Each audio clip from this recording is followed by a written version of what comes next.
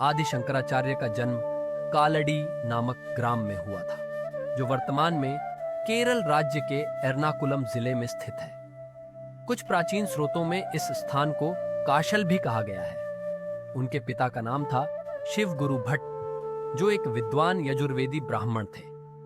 माता का नाम था आर्यम्बा, जो धार्मिक, सात्विक और पुत्र प्राप्ति के लिए वर्षों से व्रत पूजा करती थी।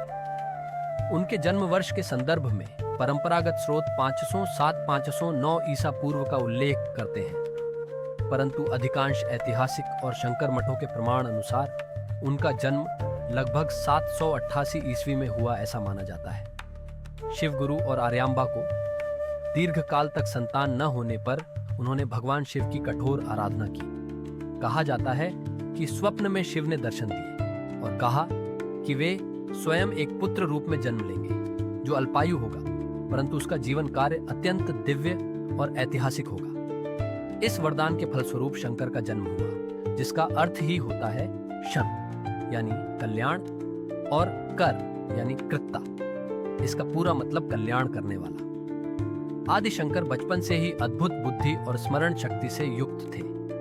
3 वर्ष की उम्र में ही वे शास्त्रों के मंत्र बोलने लगे थे और 6 वर्ष की उम्र तक वे संपूर्ण वेद, उपनिषद और पुराणों के मूल श्लोकों को कंठस्थ कर चुके थे। उन्हें क्षेत्रीय कांड पंडित की उपाधि भी प्राप्त हुई थी, जिसका अर्थ है शास्त्रों का विद्वान। यह स्पष्ट है कि वे कोई सामान्य बालक नहीं थे, बल्कि उनमें दिव्य ऊर्जा और अद्वैत दर्शन की झलक प्रारंभ से ही थी। परंपरा के अनुसार शंकराचार्य बाल्यकाल से ही संन्यास लेने की इच्छा रखते थे। वे सांसारिक जीवन से विरक्त थे और आत्मा परमात्मा के संबंध को जानने को उत्सुक, परंतु उनकी माता आर्यम्बा एकमात्र पुत्र होने के कारण उन्हें संन्यास नहीं लेने दे रही थीं। एक दिन शंकर अपनी माता के साथ नदी में स्नान कर रहे थे। अचानक एक मगरमच्छ ने उनका पैर पकड़ लिया और वे डूबने लगे। उन्होंने तुरंत मां से पुकार कर कहा, मां, यदि तुम में मुझे संन्यास लेने की अनुमति नहीं दोगी तो यह मगर मुझे खा जाएगा। यदि मेरी इच्छा स्वीकार करोगी तो शायद यह छोड़ देगा। मां आर्यांबा भयभीत और भावुक होकर तुरंत उन्हें संन्यास की अनुमति दे देती है। जैसे ही अनुमति मिलती है, मगरमच्छ उनका पैर छोड़ देता है। मगरमच्छ वाली घटना के बाद शंकराचार्य ने अपनी माता को वचन दिया कि वे अंतिम समय में उनके पास लौटेंगे। इसके बाद वे एक बाल ब्रह्मचारी के रूप में गुरु की तलाश में उत्तर भारत की ओर पदयात्रा पर निकल पड़े। यात्रा के दौरान उन्होंने अनेक तीर्थ स्थलों का भ्रमण किया और अंततः नर्मदा नदी के तट पर स्थित एक गुफा में रहने वाले महान योगी गोविंद भगवत्पाद के पास पहुंचे। गोविंद भगवत्पाद महर्षि गौड़पाद के शिष्य थे। गौड़पाद वही महान ऋषि थे जिन्होंने मांडुक्य उपनिषद पर मांडुक्य कारिका नामक ग्रंथ लिखा, जो अद्वैत वेदांत का आधार स्तंभ माना जाता है। गोविंद भगवत्पाद एक सिद्ध योगी, वेदांताचार्य और शिवोपासक थे, जो नर्मदा के निकट ध्यानस्थ रहते थे। वे इस योग्यता के साथ जन्मे थे कि सही समय पर एक महान शिष्य का मार्गदर्शन कर सके। शंकर जब पहली बार गोविंदपाद के पास पहुंचे तो उन्होंने उन्हें योग निद्रा में देखा। किंवदंती के अनुसार उन्होंने गुरु को शिवोहम मंत्र सुनाया, जिससे गोविंदपाद जागे और शंकर की अद्वितीय चेतना को पहचान गए। उन्होंने शंकर से पूछा, तुम कौन हो? जिस पर शंकर ने उत्तर दिया, मैं न शरीर हूं, न इंद्रियां, न मन, न बुद्धि। मैं शुद्ध चैतन्य हूं, शिव हूं, साक्षी स्वरूप आत्मा हूं। गुरु गोविंदपाद इस उत्तर से अत्यंत प्रभावित हुए और उन्होंने शंकर को सन्यास की दीक्षा दी।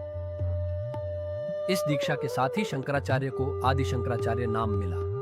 गोविंदपाद ने शंकर को अद्वैत वेदांत की गहन शिक्षा दी। वेदांत का मर्म यह है कि ब्रह्म सत्यम जगन मिथ्या, जीवो ब्रह्मैव नापरः, अर्थात ब्रह्म ही सत्य है, ये जगत माया है और जीव व ब्रह्म में कोई अंतर नहीं। ये ज्ञान केवल पुस्तकीय नहीं था, शंकराचार्य ने इसे अनुभव से जाना और जिया। संन्यास प्राप्त करने के बाद गुरु गोविंदपाद ने शंकराचार्य से कहा, अब तुम भारत को अद्वैत ज्ञान से आलोकित करो और वेदों के मूल भाव को जन सामान्य तक पहुंचाओ।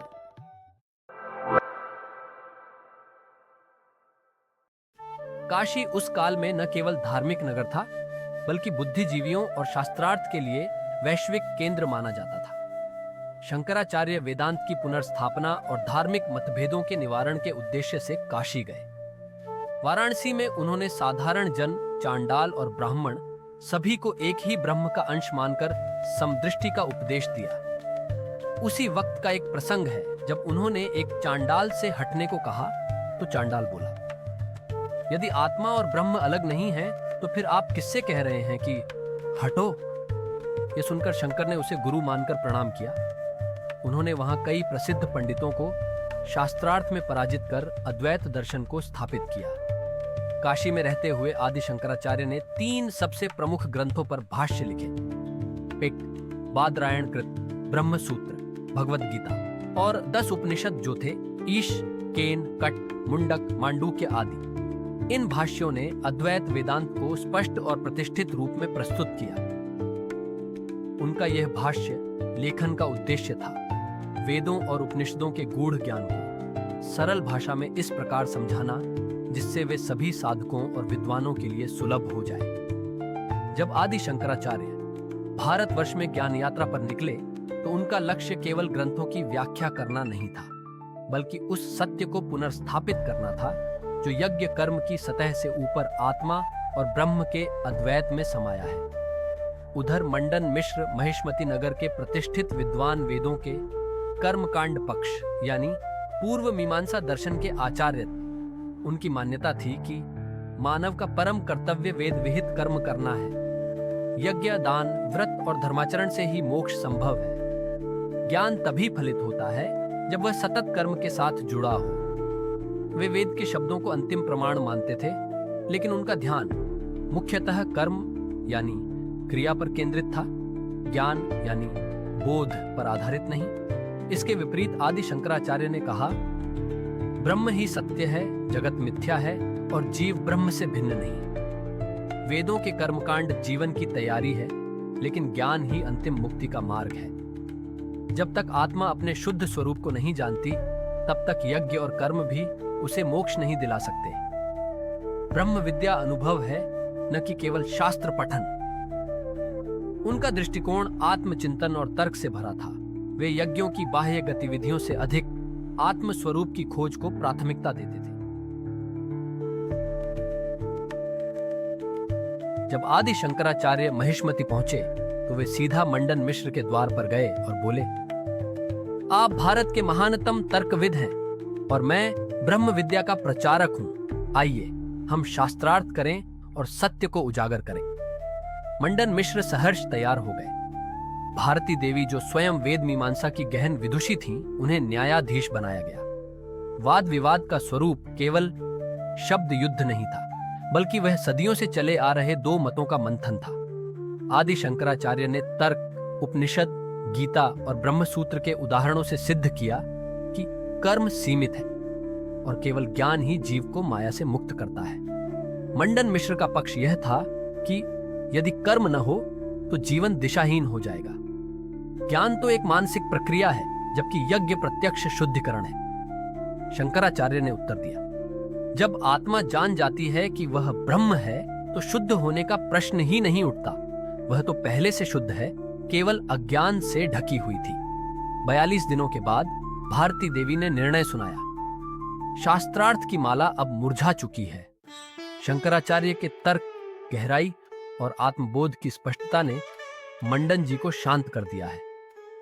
विजयी शंकर हैं, भारती देवी ने मुस्कुराते हुए कहा।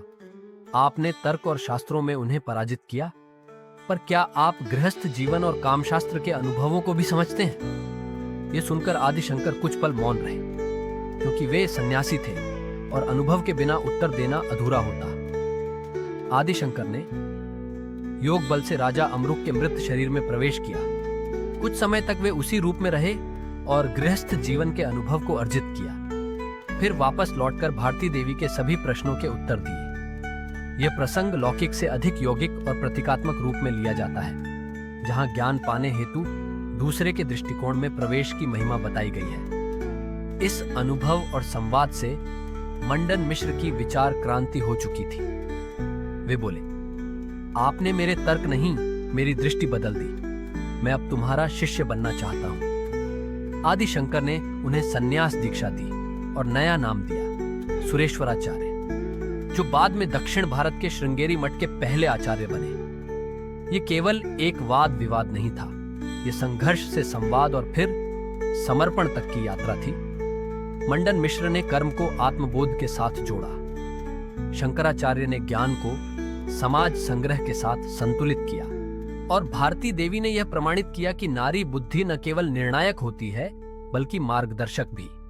आदि शंकराचार्य केवल एक सन्यासी या दार्शनिक नहीं थे, वे एक ऐसे युग पुरुष थे जिन्होंने बिखरी हुई धार्मिक धाराओं को एक साथ जोड़कर भारतवर्ष को आध्यात्मिक एकता की डोर में बांध दिया।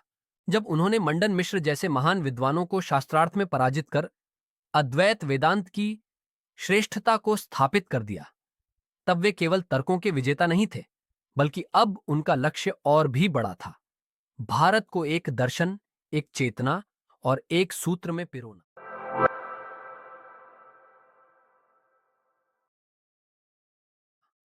उन्होंने दक्षिण से लेकर उत्तर, पूर्व से लेकर पश्चिम तक पूरे भारत की पदयात्रा की। वे गांव गांव, नगर नगर घूमे, वहां के मठों, पंथों, मंदिरों, साधुओं और सामान्य जन से संवाद किया। वे विवाद करने नहीं, संवाद करने गए थे। हर प्रदेश में पूजा की अलग परंपरा थी, हर क्षेत्र में कोई न कोई मत प्रचलित था।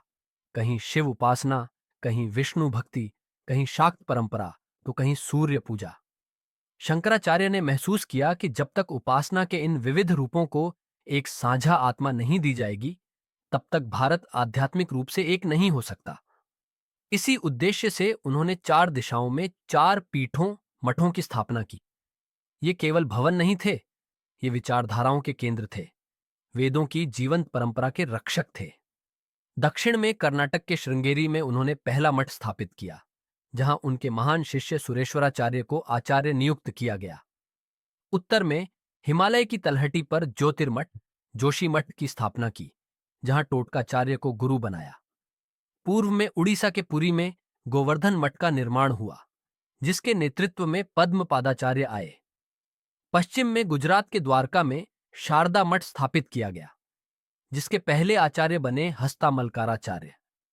इन 4 मठों को क्रमशः चारों वेदों से जोड़ा गया, ताकि चारों वेदों की परंपरा भी जीवित रह सके। इन मठों ने सदियों तक न केवल आध्यात्मिक शिक्षाएं दी, बल्कि समाज को नैतिकता, संस्कृति और संतुलन का मार्ग भी दिखाया।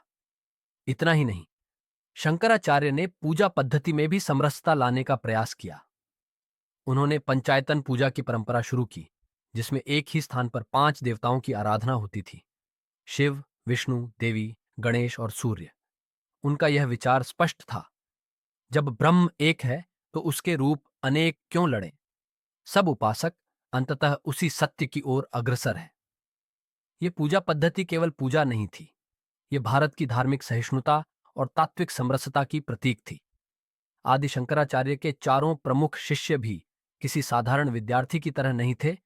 वे 4 दीपक थे, जो 4 दिशाओं में अद्वैत ज्ञान का प्रकाश फैलाने को तैयार थे।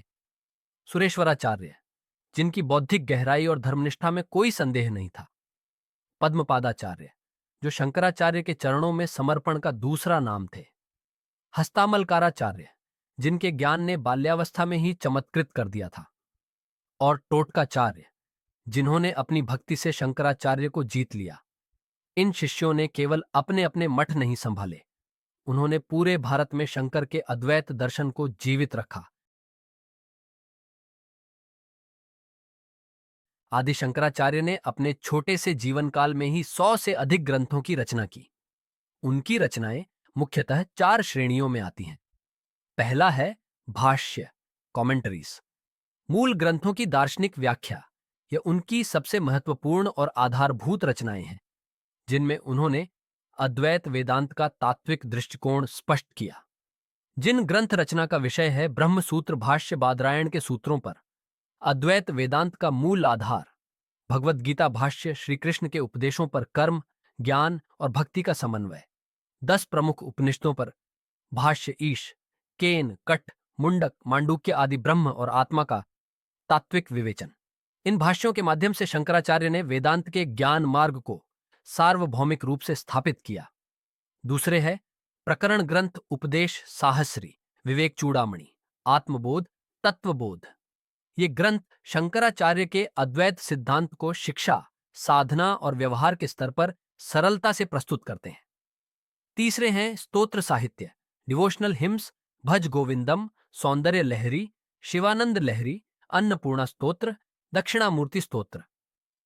इसमें शंकराचार्य ने यह प्रमाणित किया कि अद्वैत दर्शन शुष्क तर्क नहीं, सजीव भक्ति और अनुभूति से युक्त होता है। और अंतिम है अद्वैत वेदांत दर्शन। अद्वैत का अर्थ है यानी नहीं, और द्वैत का अर्थ है दो, मतलब इसका पूरा अर्थ है जिसमें दो नहीं है वह अद्वैत है। अद्वैत वेदांत के अनुसार संपूर्ण ब्रह्मांड, जीव और चेतना एक ही सत्ता ब्रह्म का विस्तार है। वास्तव में एक ही सत्य है, बाकी सब उसका आभासी मिथ्या रूप है।